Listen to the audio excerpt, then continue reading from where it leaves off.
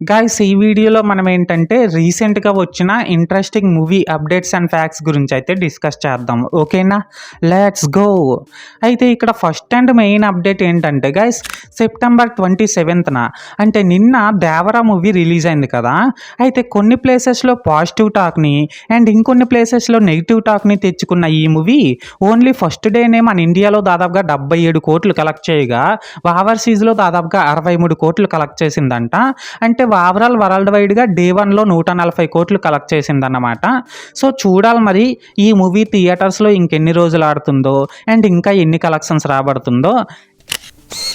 And ఇప్పుడు second update విషయానికి వచ్చినట్లయితే గైస్, ఇదే దేవరా మూవీని డైరెక్ట్ చేసినందుకు గాను మన కొరటాల శివ గారు దాదాపుగా 30 కోట్ల రెమ్యూనరేషన్ తీసుకోగా, ఇందులో యాక్ట్ చేసినందుకు గాను మన ఎన్టీఆర్ అన్న 60 కోట్లు, సైఫ్ అలీ ఖాన్ గారు 10 కోట్లు, జాన్వీ కపూర్ 5 కోట్లు, ప్రకాష్ రాజ్ గారు 1.5 కోటి, శ్రీకాంత్ గారు 50 లక్షలు అండ్ మురళీ శర్మ గారు 40 లక్షలు రెమ్యూనరేషన్ తీసుకున్నారంట.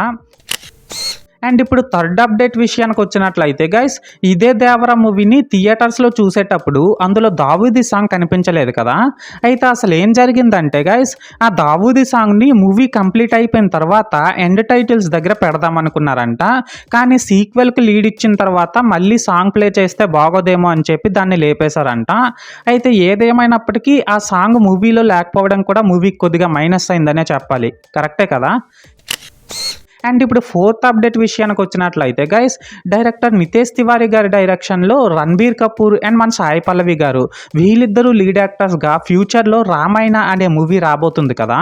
అయితే ఆ మూవీలో మన ప్రభాస్ అన్న పరశురాముడి క్యారెక్టర్ ప్లే చేయబోతున్నాడు అనే రూమర్స్ అయితే రీసెంట్ డేస్లో చాలా ఎక్కువగా వినిపిస్తున్నాయి.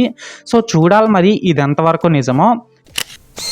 అండ్ ఇప్పుడు ఫిఫ్త్ అండ్ లాస్ట్ అప్డేట్ విషయానికి వచ్చినట్లయితే గైస్, మన రామ్ చరణ్ అన్న అండ్ రకుల్ ప్రీత్ సింగ్ వీళ్ళిద్దరూ లీడ్ యాక్టర్స్గా వచ్చిన ఒక బ్లాక్ బస్టర్ మూవీ ధృవ.